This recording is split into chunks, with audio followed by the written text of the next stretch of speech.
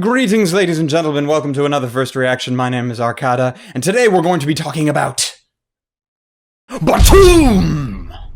And yes, that explosion was totally necessary. So before we get into the actual meat of this show, as in my thoughts on it and the synopsis, some background info. So the show is produced by Madhouse, and longtime viewers should hopefully already know what kind of quality that we can expect just because of that. But for those of you that are newcomers, which is perfectly fine, Madhouse was the studio responsible for shows such as Black Lagoon and Death Note. But they are also, unfortunately, responsible for shows like High School of the Dead, which is basically all I thought of with this show when I saw the image of the young man who looked like he's going to be the new action hero, and behind him the high school girl with giant chests. And yeah, I was just thinking in my head, please don't be High School of the Dead, please don't be High School of the Dead, please don't be High School of the Dead. But the other thing is, that name, Btooom! Yeah, that's never gonna get old. Who thinks of this kind of name? Like, even if you've seen the show before and you already know, like, the description of what the show is, just the name itself. Try to picture it alone. What does this scream to you? What does this word mean to you? To me, what I thought of when I heard this name for the first time was bombs with boobs. That is what I thought of, bombs with boobs. That should be like the new unofficial name of this show. And really, that's kind of what this show's about. Okay, a quick check on other people's... Ooh, interesting. The director of Btooom... No explosion that time, that was weird. ...was Kotono Watanabe, and she, apparently, hasn't been a full-on director of anything before.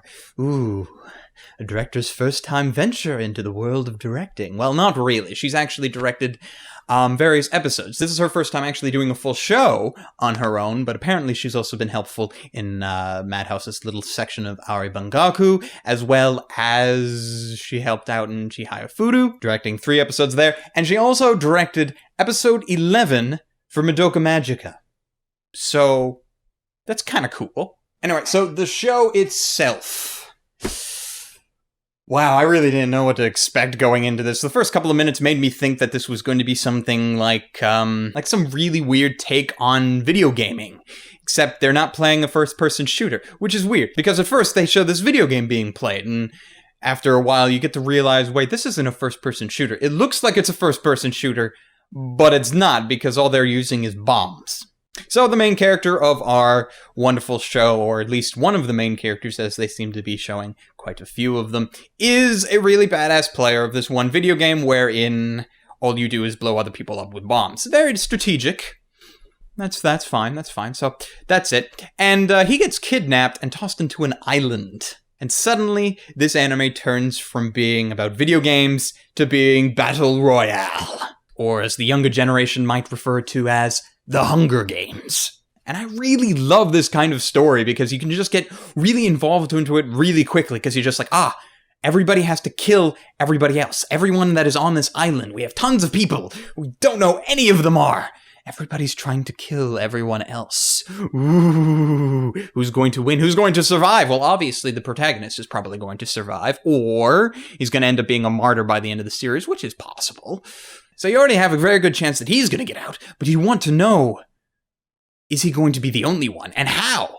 How is it that he's going to get out? How many people is he going to have to kill? This is why I love this kind of story, which is hilarious because I actually haven't seen Battle Royale, nor have I seen or read Hunger Games, but I know the gists of the story. I just really haven't had time to actually go into detail and actually watch and or read about them. So yes, there's a little bit of a gap in my knowledge on this kind of show, but this show is actually so far fairly good. I'm enjoying myself immensely. And there's always predictions that you could make as to what's going to happen, because I love making predictions. So at this moment, I have seen episodes 1 through 4.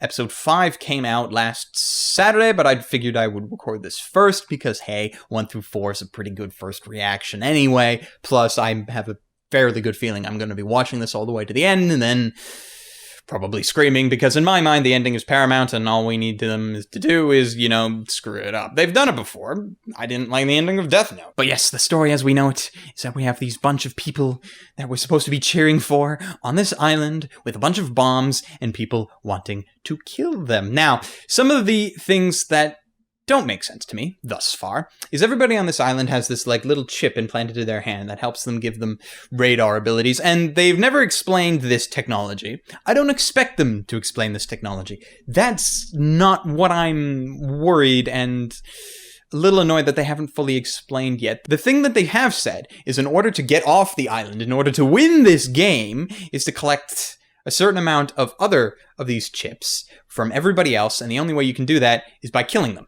So you kill a person, their chip either falls off or is easily removable at that point. So you take it, you collect it, and when you have a certain amount, apparently you're allowed to leave. Now, they haven't explained how you'd be picked up and left, or maybe they just shoot you on the spot, whatever. We don't know that. But the thing that I find hilarious is that you have to collect these things. You don't just kill a person and instantly you have a mark or something saying, I killed that person, so I killed one person, I'm good. No, you actually have to collect the stuff. So you have to kill people using bombs. I'm going to assume that these little crystal things are bomb-proof.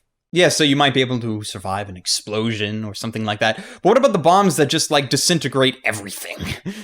No, really, there's a bomb that it feels like something out of Star Wars or something, where it creates this, sphere, and everything within this sphere just instantly disintegrates. It's just gone. Well, what happens if the crystal ends up being within that sphere? Does it magically survive? Or what? I don't know. Maybe they just don't want to bother explaining that, but you need to go and collect these chips. And it just seems kind of like maybe it's another aspect of the game that they want to kind of feel around for, because not only do you actually have to kill another person, which is fairly difficult in itself, you also have to do it while they're trying to kill you, most likely. But then afterwards, after all is said and done, and they're dead, and you're kind of probably injured or something, you have to go and find them, and you have to go and find this chip. So, if you blew them up, and this chip went flying, you have to go find it. Otherwise, the killing is pointless. And the only other thing that I know for certain is that no one is going to win this game by playing this game. That is not how you win. You don't win someone's game by playing it. Because although they say, if you collect certain amounts, you'll be free and allowed to leave the island, we still don't know why they were put there in the first place, why this game existed. There's got to be a reason for it, unless it is just some madman's little way to entertain himself. That could totally be the reason, but I don't think it's going to end with that, and I really hope it doesn't end with that. I don't want this just to be, they get off the island and everybody lives happily ever after. No, I want them to get off the island and then go blow up whoever the hell put them on the island. That'd be pretty cool. Or just something satisfying. So, ending is paramount, as endings are always paramount to everything I watch, because that is one of my tenets, and that is one of the things that I say. For every anime, in order to be good, it must have a solid ending. But so far, 4 episodes in, with the 5th I'm probably going to watch later today. I'm liking it, but I can see the room for failure and the room for things to go wrong. So currently I have it as a recommendation. If you haven't checked it out yet, you should, because it's over on Crunchyroll, and there's no reason not to, unless you don't have time, which is a perfectly reasonable explanation. But this is only a tentative recommendation. This isn't a full review, as you should probably have figured out by now. And things could change down the road. So right now it has a recommendation to go and watch it. But beyond that, I can't say anything till the show is done and I've seen all of it. So hopefully you can go out and watch it and enjoy it so far as much as I have.